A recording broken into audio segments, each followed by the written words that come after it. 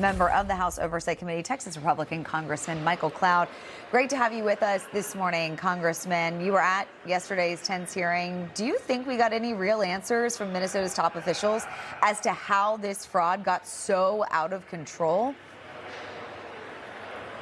Well, there's a lot more concern about them obfuscating and kind of deflecting blame and, I didn't know, than there was about providing any sort of real answers that would help us close these loopholes, solve this problem, and get rid of the waste and fraud. It's unconscionable what we've discovered in Minnesota, and $9 billion of fraud, potentially more, and the fact that 30 whistleblowers came out and said that they knew about it and did nothing about it for years. It's corruption. It's the highest level.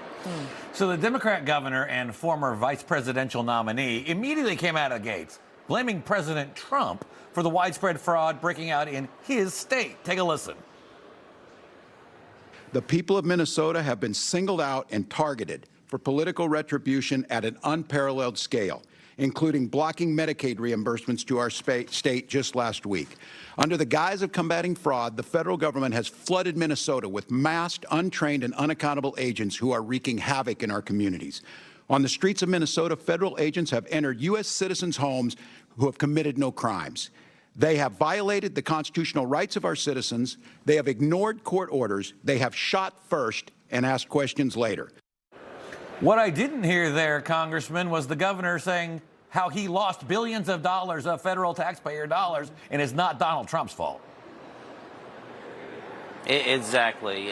What's going on in there as far as what they're doing to push back on immigration and deportations, I should say immigration reform and deportations, has to do everything with being the shiny object that deflects away from the $9 billion of fraud that we discovered. It's important to know that ICE is operating in states all across the United States. There's 10 times the deportations in Texas as there have been in Minnesota, and you don't see the same kind of pushback because most states understand you're supposed to work with law enforcement officials, and that's not what they believe up there. It's certainly not in the governor's office, and it needs to be fixed, needs to be corrected. He certainly needs to be out of office. I know everybody's waiting for that day to come. Before you go, I do want to shift gears back to your home state of Texas. Big election day a few days ago. What do you make of Axios now reporting that President Trump is expected to finally make an endorsement and that he will endorse Senator John Cornyn? Of course, he has a runoff against state AG Ken Paxton. And more importantly, do you think the president's endorsement here will then help unite Republicans in that fight against James Tallarico? Oh gosh, that's really a decision for the president to make. Personally, I stay out of primary races. It's just been my personal stance all along.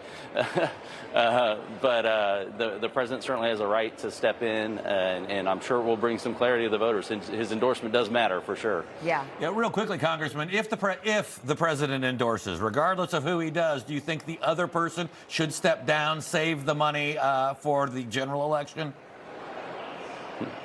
I'm going to leave that decision up to the candidates. That's not really my decision to make. I'll be a Texas voter, obviously, at the polls come November, but, that's really going to be up to those candidates. All right. Texas Congressman Michael Cloud, great to see you this morning. Thanks for joining us. Information. Truth is freedom. Is Newsmax. It's real news for real people.